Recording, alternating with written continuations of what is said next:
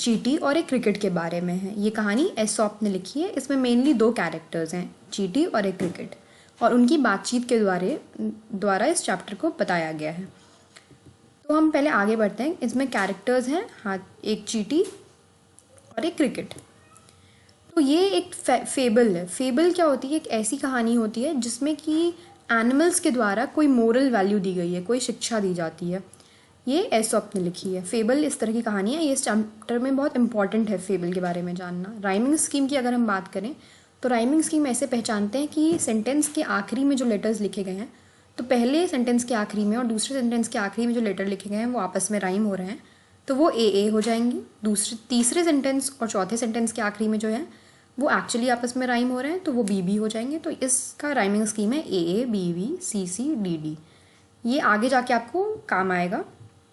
अब हम बात करते हैं क्रिकेट के बारे में। तो क्रिकेट के बारे में बोला गया है कि उसने पूरे जो अच्छा सुहावना प्लेजेंट मौसम था उसमें वो गाता रहा, और जब विंटर्स आई, जब सर्दी का मौसम आया, तो उसके पास कोई खाना नहीं था। उसने गर्मियों में जब अच्छा मौसम था तब उसने खाना जमा नहीं किया। उसको ये समझ में आया कि what will become of me, मेरा क्या होगा, मैं क्या करूँगा। तो उसने सोचा कि अब मैं किसी से मदद मांगता हूँ। और स्टारवेशन का मतलब होता है भूखे रहना, मतलब भूख से परेशान होकर उसने सोचा मैं किसी से मदद मांगता हूँ, और वो चींटी के पास गया। He went to the ant he requested him to lend him shelter and food. तो उसने रिक्वेस्ट की उससे कि मुझे रहने की जगह और खाना दे दो, और मैं तुम्हें विश्वास दिलाता हूँ कि मैं ये सब कुछ वापस दे दूँगा।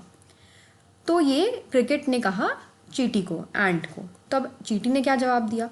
तो चींटी ने ये जवाब दिया कि मैं कभी किसी से ना कुछ लेती हूँ, बोरो करती हूँ, और ना किसी को कुछ देती हूँ, लेंड भी नहीं करती हूँ। चींटी ने क्रिकेट से पूछा कि तुमने क्या किया अच्छे मौसम में, तुमने खाना क्यों नहीं जमा किया? तो उसने जवाब दिया कि मैं गाता रहा और मैंने इन्जॉय किया, मतलब मैंने अपना पूरा फ़ायदा उठाया, मज़े किए उस टाइम पे, और मैंने कुछ भी जमा नहीं किया। तो चींटी ने उसको जवाब दिया कि अब तुम ऐसा करो कि विंटर्स में भी, सर्दियों में भी तुम डांस करते करते टाइम पास कर लो, क्योंकि मैं तुम्हें कुछ नहीं दूंगी। और उसने घर से उसको बाहर निकाल दिया। तो इससे पता चलता है कि आपको आगे तक की सोचनी होती है कि हमें सिर्फ अभी ही मज़े नहीं करने हैं, हमें जब मुश्किल वक्त आएगा तो उसके लिए भी कुछ जमा करके रखना है, दूर का सोचना है। इस चैप्टर में ये है कि हम ये सीखते हैं कि हमें दूर तक का सोचना है, और हमें फ्यूचर में, भविष्य में किस चीज़ की ज़रूरत पड़ेगी वो भी हमें पता होना चाहिए। तो ये एक फेबल है। और आखिरी में जो एसॉप हैं जिन्होंने ये लिखा है, उन्होंने कहा है कि ये फेबल नहीं है, सच्चाई है।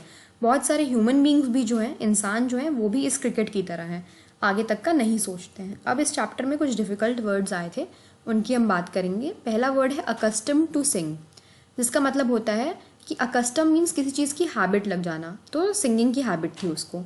क्रम का एक सबसे ज़्यादा एग्जाम्पल है, कहीं कहीं पे हम सुनते हैं ब्रेड क्रम्स, उसका मतलब बहुत छोटे टुकड़े किसी चीज़ के।